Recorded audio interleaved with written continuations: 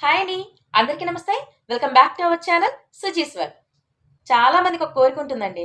నేనెప్పుడు అందంగా ఉండాలి, ఎనర్జీగా ఉండాలి, యాక్టివ్‌గా ఉండాలి. ప్రతి పనిలో కూడా నేనే సక్సెస్ అవ్వాలి. ఇలాంటి చిన్న చిన్న కోరికలు ఉంటూనే ఉంటాయి. ముఖ్యంగా ఉండే కోరికేంటో తెలుసా?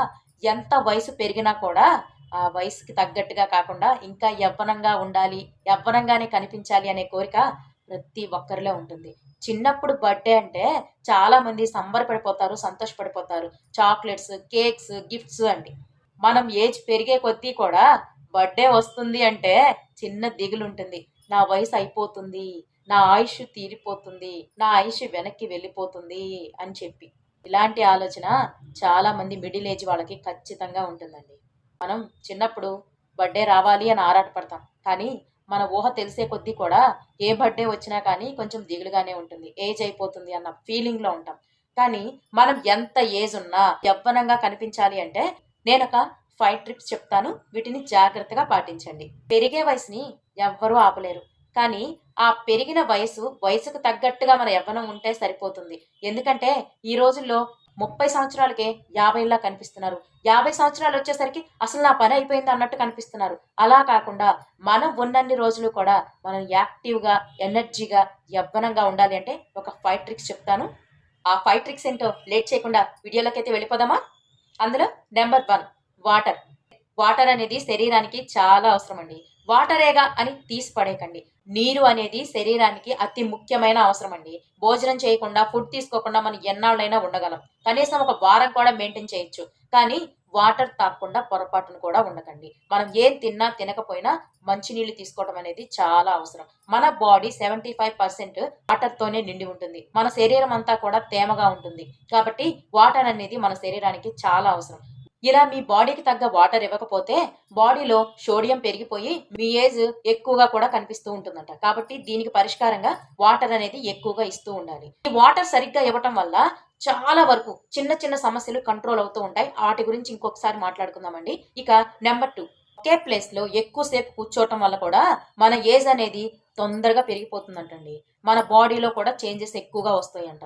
మనం ఎప్పుడూ కూడా ఒక ప్లేస్‌లో కూర్చోకుండా లేచి నడవటం, ఒక హాఫ్ ఎన్ అవర్ తర్వాతైనా, లేదు మినిమం 20 మినిట్స్‌కి ఒకసారైనా లేచి ఒక 2 టైమ్స్, 3 టైమ్స్ అటు ఇటు తిరిగి మళ్ళీ వచ్చి మన వర్క్ మనం చేసుకోవాలి. అంతేకాని ఒకే పనిగా ఏదైనా సీరియల్ చూస్తున్నా కానీ, లేకపోతే ఏదన్నా కూర్చొని ఏదో ఒక చిన్న పనులు చేస్తూ ఉంటాం. అలాంటి పనులప్పుడు కానీ, లేదా ఏదైనా జాబులు చేసేవాళ్ళు కూడా చాలా పాపం చాలా వర్క్ ఉంటుందండి వాళ్ళకి.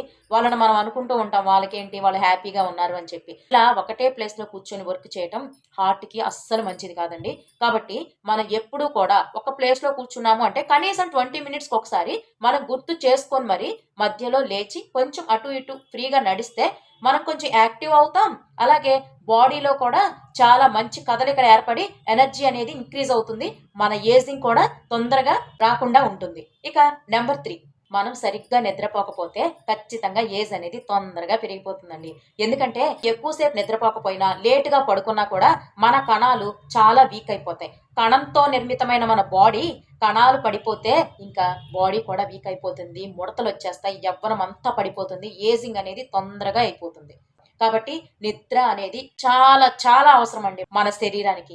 ఆరోగ్యానికి కానీ ఇలా యంగ్‌గా ఉండాలన్నా మనం ఖచ్చితంగా నిద్ర అనేది కంప్లీట్‌గా సరిగ్గా 7 గంటల నుంచి 8 గంటల వరకు పూర్తిగా పోతేనే మంచి నిద్ర, గాఢ నిద్ర 7 గంటల నుంచి 8 గంటల వరకు మాత్రమే ఉండాలి. ఇంకా నెంబర్ 4, మీరు దీన్ని చెప్పినా నమ్మకపోవచ్చు. మీకిష్టం లేని పనులు చేయటం వల్ల కూడా, మీకు నచ్చని పనులు చేయటం, మీకు నచ్చని వాళ్ళతో మాట్లాడటం, ఇలాంటి మీకు నచ్చని పనులు చేయటం వల్ల కూడా మీరు తొందరగా ఏజింగ్‌కెళ్ళిపోతారండి. ఎందుకంటే మనకి హార్మోన్స్ అనేవి కొన్నుంటాయి. ఇలాంటివి నచ్చనివి చేసినప్పుడు మన హార్మోన్స్ కొన్ని రిలీజ్ అవుతూ ఉంటాయి. మనం హ్యాపీ హార్మోన్‌ని ఎక్కువగా రిలీజ్ చేస్తూ ఉండాలి. ఇలాంటప్పుడే మనం ఉత్సాహంగా ఉండగలుగుతాం. హ్యాపీ హార్మోన్ రిలీజ్ అయినప్పుడు మనం యాక్టివ్‌గా ఉంటాం. ఇలా మనం ఎక్కువ సేపు హ్యాపీగా ఉండటానికే ప్రయత్నించాలి. మనం హ్యాపీగా లేకపోతే ఇలాంటి సాడ్ హార్మోన్స్ అన్నీ రిలీజ్ అయిపోయి మన బాడీని వీక్ చేస్తూ ఉంటాయి. మన ఎనర్జీ లెవెల్స్‌ని పడిపోయేలా చేస్తూ ఉంటాయి. కాబట్టి మనం ఎప్పుడూ కూడా యాక్టివ్‌గా ఉండటానికి, హ్యాపీగా ఉండటానికి ట్రై చేస్తూ ఉండాలి. ఇలా హ్యాపీగా ఉండాలి అంటే మనకు నచ్చిన పని మాత్రమే చేస్తూ ఉండాలి. ఇక నంబర్ 5, గొడవలు పడటం. ప్రతి ఒక్కరితో ఆర్గ్యూ చేయటం, ప్రతి చిన్న విషయాన్ని పెద్ద చేసుకోవటం, ఇలాంటివి ముందు మానేయండి.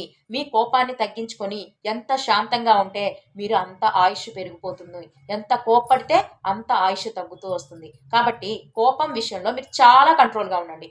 కోపం వస్తుందండి, మీరు కంట్రోల్ చేసుకోమంటారేంటి అని అనకండి. కోపం వచ్చినా కూడా మన భావోద్వేగాలను మనమే నియంత్రించుకోకపోతే ఇంకెవరు నియంత్రిస్తారు చెప్పండి? మన భావోద్వేగాలను ఓపెన్ చేస్తూ ఉంటాం, కానీ వాటి వల్ల కొన్నిసార్లు ప్రమాదం జరుగుతుంది. అవి కొంచెంతో ఆగిపోవు, పెద్ద సమస్యలుగా అయిపోతాయి, సమస్యలను సృష్టిస్తూనే పోతాయి. కాబట్టి మనం కొన్ని విషయాల్లో కోపాన్ని తగ్గించుకోవడం అనేది చాలా అవసరం. కోపంతోనే అన్ని జయించాలని లేదు, మౌనంతో కూడా చాలా జయించవచ్చు. మౌనం అతి పెద్ద ఆయుధం మనిషికి. దీన్ని గుర్తించి ఈ ఆయుధాన్ని అవసరమైన టైంలో వాడండి. అర్థమైంది కదండి, ఎందుకు మనం ఎక్కువ ఏజింగ్గా కనిపిస్తూ ఉన్నామో? మనం ఆరోగ్యంగా ఉండాలన్నా, తక్కువ ఏజ్గా కనిపించాలి అన్నా, మనం సంతోషంగా ఉండాలి అన్నా ఈ 5 పాటిస్తూ ఎప్పుడూ కూడా మీరు ఆరోగ్యంగా, అందంగా, యవ్వనంగా, ఎనర్జీగా, హ్యాపీగా ఉండండి. నేను చెప్పిన విషయాలు మీకు నచ్చినట్లయితే వీడియోకి ఒక లైక్ చేసి మీ ఫ్రెండ్స్ అండ్ ఫ్యామిలీ మెంబర్స్ కూడా ఈ విషయాలను షేర్ చేయండి. మరొక మంచి వీడియోతో మళ్ళీ కలుసుకుందాం. అంతవరకు సెలవు. నమస్తే.